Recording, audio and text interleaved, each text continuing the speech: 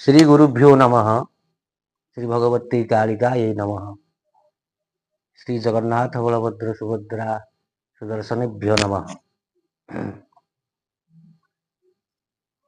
दर्शक बंधु, मु मोर छोटिया यूट्यूब चैनल को आपण मानक स्वागत जनाऊँ। आज गोटे दीपावली अमावास्या, काली पूजा और लक्ष्मी पूजा उपरे छोटिया विषय किसी संक्षिप्त शास्त्रीय प्रमाण उपस्थापन करुछि। साधारणतः काली पूजा विषय को नहीं ए वर्ष में कौन संशय नहीं। शास्त्र लिखा जाइछि, कार्तिके कृष्ण पक्षे तु पंचदश्यां महातिथि आविर्भूता महाकाली जोगिनी कोटिभिः सह अतोत्र पूजनीया सा तस्मिन् हनि मानवैः बलि पूजादिकं सर्वं निशायां क्रियते तु जत् तत्तदक्षयतां जाति काली विद्या प्रसीदति। अक्षयताम जाति अक्षय पुण्य लाभ हुए, आगम शास्त्र वर्णना कर। अर्थात मध्यरात्रे ही कोटि जोगिनीगण सहित माँ भगवती आविर्भूता होती। आ गोटे प्रमाण देखा आगम शास्त्र, रात्रो निशित व्याप्तायाम अमावास्यां मिहैवतु पृथ्वीतलम अमायाता कालीदिक् वसनामृता असुराणां वधार्थाय भवाय च सुपर्वणम् अतस्तामत्र वै भक्त्या देवदेवीं द्विजातयः पूजयते आत्मनो भक्त्या पशु पुष्पार्घ्य संपदा। अर्थात काली पूजा रे आम जो श्यामा काली पूजा हेबे कार्तिक अमावास्या रे भगवतींकर ए तिथिटाकू अर्ध रात्र व्यापिनी तिथि, निशार्ध व्यापिनी तिथि की ग्रहण करा जाए। तेणु 31/10/2024 गुरुवार दिन दिन 3टा 53 ठारू अमावास्यार आरंभ हो जाउछि। तेणु निशा काल को अर्धरात्रि को आमर अमावास्या तिथि रहुछि। तेणु श्यामा पूजा भगवती कालींकर पूजा विषय कौन सन्देह करिवार नाही। ये अर्धनिशा व्यापिनी तिथि ग्राह्य इठारे। तेणु काली पूजा को नहीं कौन संशय करने आवश्यकता नहीं। दीपावली को नहीं टिके संशय मन भितर सृष्टि होउछि। दीपावली 31/10/2024 ना 1/10/2024 यह नहीं संशय सृष्टि होवार मूल कारण होउछि अनेक पंजिकाकार माने अनेक कथा लिखिछन्ति। सेमाने विज्ञानी धर्मशास्त्र को नहीं सेमाने पंजी पांजी लिखुछन्ति। भारत वर्ष रे अनेक पंजिकाकार अछन्ति, अनेक पंजिका मध्य प्रकाशित होउछि। सेमाने समस्ते धर्मशास्त्र की ज्ञानी, किंतु सेमाने आसिक समस्त घरे घरे बुझे दे जीवेनी। एइथिपाई आमे एकु लिखिछु। तेणु धर्मशास्त्र जानिथिबा पंडित माने बुझांती अथवा पुरोहित माने बुझाई थांती। दीपावली पाई आमर सरकार स्तर छुट्टी होउछि गुरुवार दिन 31/10/2024। तेणु समस्ते प्राय दीपावली गुरुवार 31 रे पालन करिवे। किंतु भारत वर्ष आमर केंद्रीय छुट्टी मध्य 31 तारिख आम स्टेट गवर्नमेंट ओडिशा सरकार मध्य छुट्टी करछन 31 तारिख। मुझा गूगल सर्च कर देखुथिली एवं निजे कैलेंडर मध्य देखुथि। किंतु पालन करबा हम केउ दिन भारत वर्ष रे काशीर जेते पांजी अछि ताकू मध्य आपण माने देखि परिबे। एबे सब उपलब्ध हलानी 31 तारिख दिन ही रही।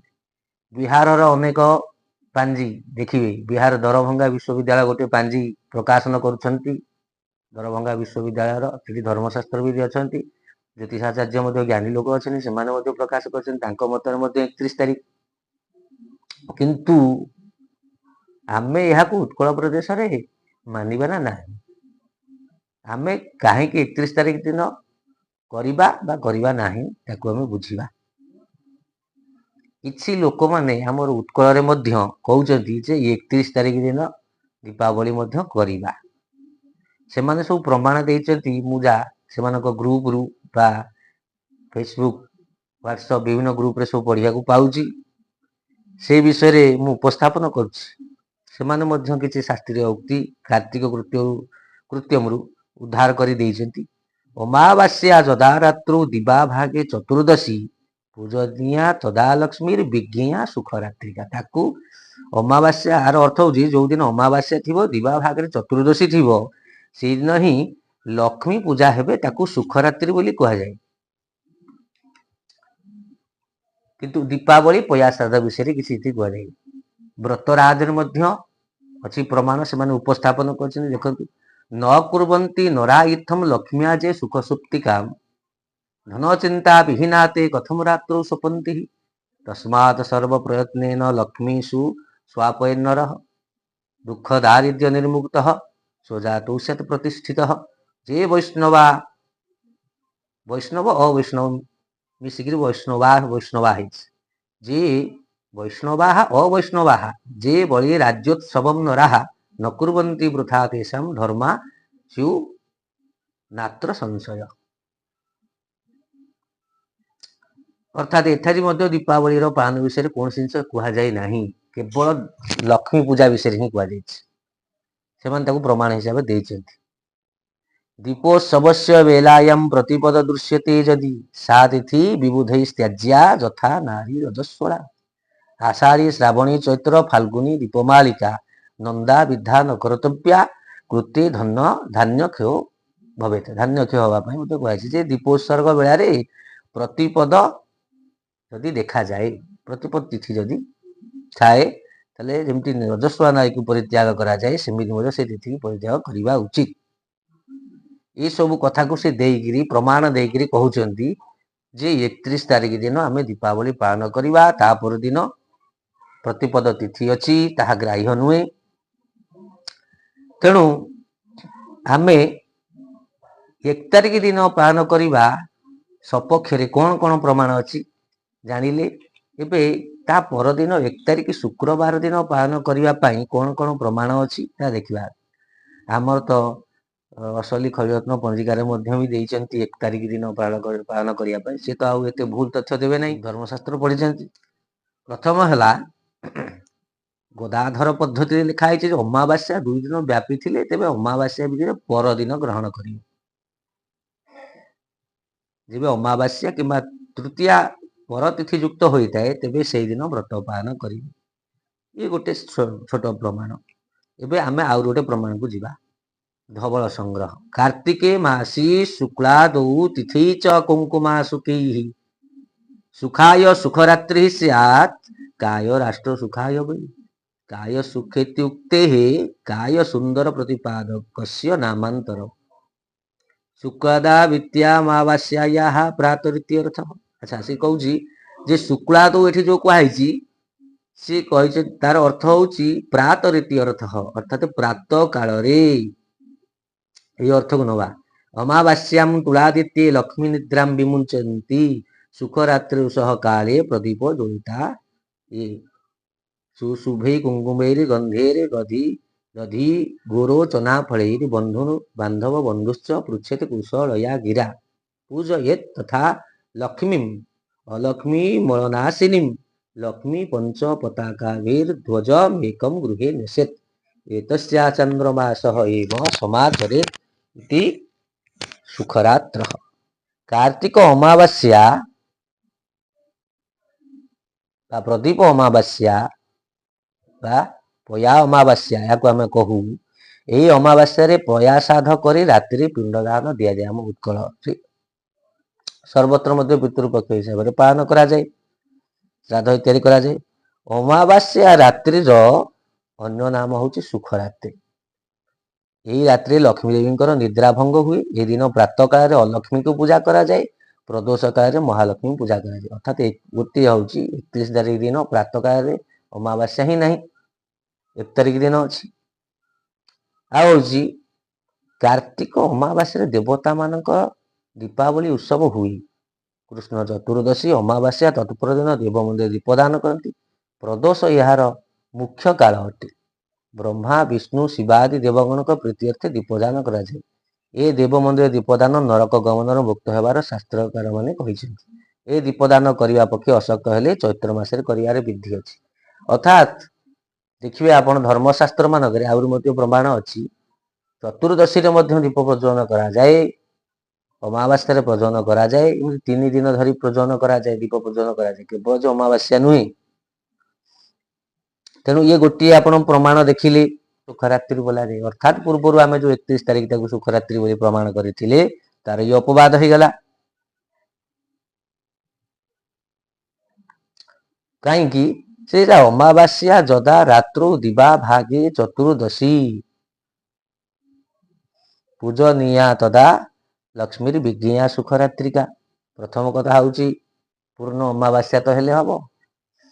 अमावास्या तो आमर गोटे उदय तिथि की ग्रहण कराए पर्व मानक जगह उदय तिथि महत्व रही। तो अमावास्या ही तो नुहे सी नक्षत्र तृतीय चरण में पूर्ण अमावास्या ही हम बोला कह। दिवा भागे चतुर्दशी पूजनीय तदा लक्ष्मी विज्ञा सुखरात्रिका तार अपवाद ये होगा। चतुर्दशी युक्त अमावास्या तिथि उल्का ग्रहण कले पितृगण निराश हुंती बोली प्रवाद अच्छे। तेणु चतुर्दशी युक्त प्रदोष कालीन अमावास्या रात्रि रे श्यामाकारी पूजा हुए।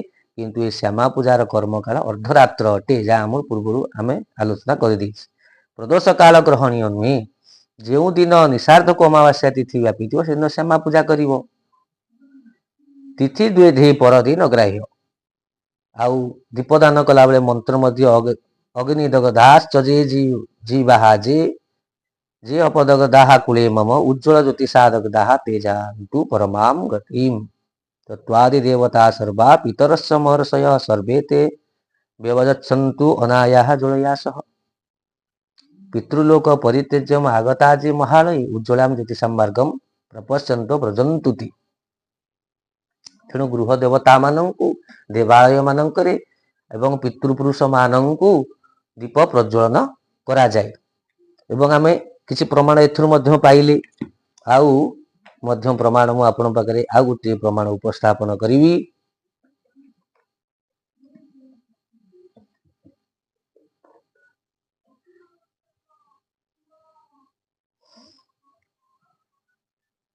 पुष्कर पुराण रे लिखा है जेबे सूर्य और चंद्रमा स्वाति नक्षत्र रे थिबे। पांजी आपण देखि दियंतु स्वाति नक्षत्र कौ दिन रोचंती अवस्थापन करुचंती 1 तारिख दिन। आउ से दिन अभ्यंग स्नान करियो माने सुभाषित तैल रे स्नान करियो। बंगल स्नान करुथुवा मनुष्य को लक्ष्मी पूजा करवा उचित से दिन। एवं प्रात समय रे स्वाति नक्षत्र युक्त तिथिर बोधक ये अटे। अमावास्या दिन प्रात समय रे दधि दुग्ध वृत्तादि द्वारा पार्वण श्राद्ध करिया मध्य प्रमाण मिलुछि। संध्या समय रे दीपदान करा जिवो। यथाविधि लक्ष्मी पूजन करा जिवो। ज्योतिषंकर वचन ज्योतिष शास्त्र अनुसार तुलारे सूर्य चतुर्दशी अमावास्या दिन प्रदोष समय रे मनुष्य को दीपदान करवा उचित। मैंने चतुर्दशी अमावास्या मिसिकी थी सी कहना चतुर्दशी दिन भी करेंगे अमावास्या दिन भी करेंगे से 2 दिन प्रदोष व्यापी जदि थिब ताहेले परदिन ग्रहण करिया सी शास्त्रकार कहते। कृत्वा तो पार्वणम श्राद्धम दधि क्षीर घृतादि दीपान दत्वा प्रदेश हेतु लक्ष्मी पूज्य यथा विधि स्वलंकृतेन भोगतव्याम शीत वस्त्रोपशोभिना अयम प्रदोष व्यापी ग्राह्य। प्रदोष व्यापी ग्राह्य तमक प्रदोष मध्याह्न व्यापी ग्राह्य अधिक ग्रहण करा मध्याह्न जो मध्यरात्र व्यापी ना प्रदोष व्रत केवल प्रदोष ग्रहण करा 2 दिन प्रदोष थिले परदिन ग्रहण कर। तुला संस्थे सहस्रांशो प्रदोषे भूत दर्शयो भूत गली भूत दर्शक चतुर्दशी अमावास्या गई। उल्का हस्ता नरात पृजु ज्योति सोक्ते दिन द्वये सत्वे ଅପରହ ସେ କହିଛି ଦିଟା ଦିନ ଯଦି ହେଇଥିବ ତାହେଲେ ଅପର ଦିନକୁ ଗ୍ରହଣ କରିବି।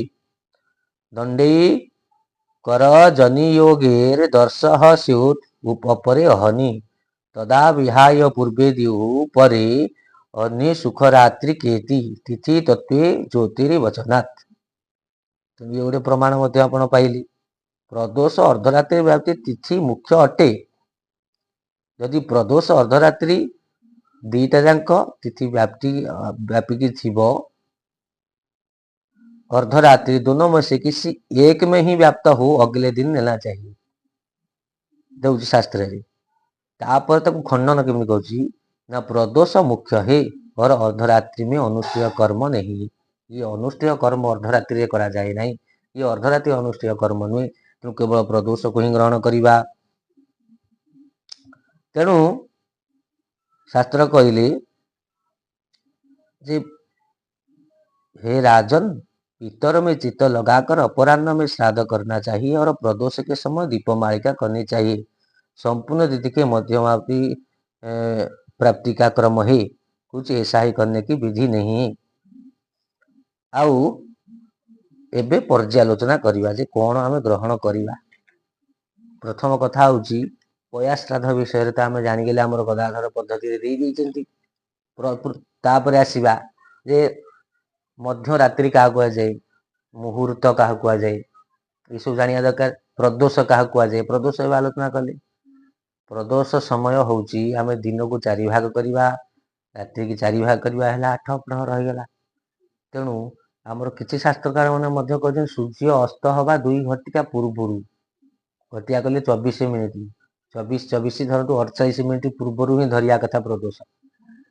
जदि अनेक शास्त्र कहे सूर्य अस्त आमर गोटे आम प्रहर पर्यंत ही धरी परिया धरिया आरंभ कर सूर्य अस्त मात्र गोटे घटिका थी 24 मिनिट थी गोटे घटिया क्षण गोटे घटिका थी आम कौन करवा ताकू ही प्रदोष काल बोली मानिबा। माने अमावास्या आमर से दिन केते बेल पर्यंत रोची 1 तारिख दिन होची शुक्रवार आमर संध्या 6:17 रु प्रतिपदा आरंभ हो संध्या 6:17 पर्यंत अच्छी आउ सूर्यास्त हूँ 5:11 मान से प्रदोष को व्यापी अमावास्या किसी असुविधा नहीं अमावास्या प्रदोष को व्यापिकी अच्छी। मध्यरात्र क्या कहुए राति की 5 भाग करदे तृतीय भाग को मध्यरात्र बोली ग्रहण करी मन भितर रखिक पढ़े बुझी हम। तेणु प्रदोष आपड़ जानिले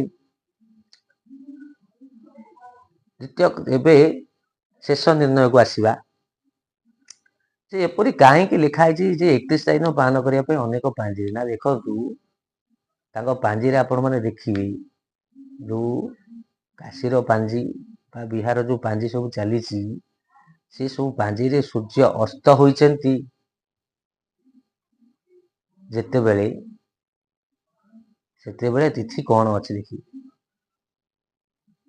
आमर सूर्य अस्त बेले कौन थे तिथि अमावास्या थी से प्रतिपदा है अर्थात आमर 6:17 पर्यंत अच्छी से प्राय 5टा केते 40 कि केते सूर्य अमावास्या रोचे तेणु तिथिर साधारण क्षय वृद्धि अनुसार प्रादेशिक पांजी मान को ही ग्रहण करवा उचित।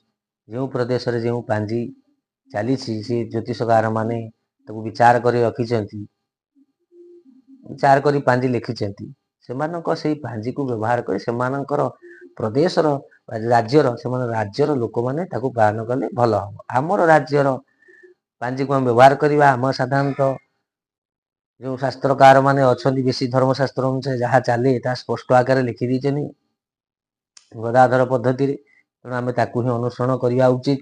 आम 1/10/2024 शुक्रवार दिन ही दीपावली पूजा करवा उचित। पया श्राद्ध सेन करवा उचित सेन लक्ष्मी पूजा जो मैंने करेंगे से दिन करवा उचित कारण लक्ष्मी राति पूजा होती आउ ये नियम अच्छी शास्त्र किंतु लक्ष्मी देखु जे दिन आमर गजलक्ष्मी पूजा होती कोजागर व्रत से दिन पूजा हे राति आज कार्तिक अमावास्या पूजा होती लक्ष्मी राति अन्य सब दिन पूजा होती नहीं रात्रि पूजा निषेध। लक्ष्मी ये दिन बुली था देखी था कि मोर व्रत अनुष्ठान करुँच ଆଉ କୋଜାଗର ବ୍ରତ ଦିନ ମଧ୍ୟ ଇନ୍ଦ୍ର ଓ ଲକ୍ଷ୍ମୀ ଭ୍ରମଣ କରିଥାନ୍ତି, ଏହା ଶାସ୍ତ୍ରରେ ମଧ୍ୟ ବର୍ଣ୍ଣନା ଅଛି। ତେଣୁ ଆମେ ଲକ୍ଷ୍ମୀ ପୂଜା ମଧ୍ୟ କରିଥାଉ। ଦିବା ଭାବରେ ଅଲକ୍ଷ୍ମୀ ପୂଜା ମଧ୍ୟ କରାଯାଏ। ଅଲକ୍ଷ୍ମୀ ପୂଜା ଆଦି କରିବାକୁ ଚାହିଁବେ ତାହେଲେ ଗୋବର ଆଣି ଘରର ବାହାରେ ବାଁ ହାତରେ ଭକ୍ତିପୂର୍ବକ ପୂଜା କରି ତାଙ୍କୁ ନେଇ ବିସର୍ଜନ କରିଦେଇ ଏ ପ୍ରାତଃ ସମୟରେ କରିବେ ଏବଂ ପ୍ରଦୋଷ ସମୟରେ ଲକ୍ଷ୍ମୀଙ୍କୁ ପୂଜା କରିବେ। ଆଉ ଅମାବାସ୍ୟା ଦିନ ଯେଉଁମାନେ ଦୀକ୍ଷିତ, ଯେଉଁମାନେ ଆମର ପୂର୍ବ ଶ୍ୟାମା ପୂଜା ଦୀକ୍ଷିତ ବ୍ୟକ୍ତିମାନେ କାଳୀ ପୂଜା କରିବେ। ଯଦି ସେଦିନ କିଛି ଦୀପ ପ୍ରଜ୍ୱଳନ କରୁଛନ୍ତି ମଧ୍ୟ, ଦୀପାବଳି ଉତ୍ସବ କିଛି ଲୋକ ପାଳନ କରୁଛନ୍ତି, ତାହେଲେ ତାହା ମଧ୍ୟ ଶାସ୍ତ୍ର ବିରୁଦ୍ଧ ନୁହେଁ।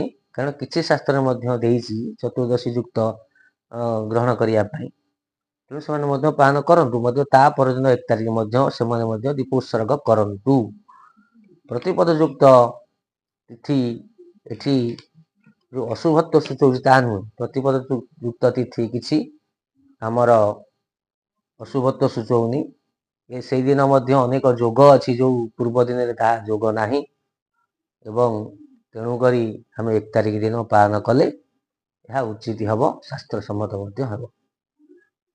ଆଉ ଏ ଭିଡ଼ିଓରେ ଯାହା କହିଲେ ତାହା ଗ୍ରହଣ କରିବେ, ନ କରିବେ ଆପଣଙ୍କ ଉପରେ ନିର୍ଭର କରେ। ଆପଣ ନିଜେ ମଧ୍ୟ ଅନୁସନ୍ଧାନ କରିକିରି ଗୁରୁମାନଙ୍କୁ, ପୁରୋହିତ ପଣ୍ଡିତମାନଙ୍କୁ ପଚାରି ବିଚାର କରିକିରି ନିଜର ଶାସ୍ତ୍ର ଅନୁସାରେ ହିଁ ଅର୍ଥ ଗ୍ରହଣ କରିବି।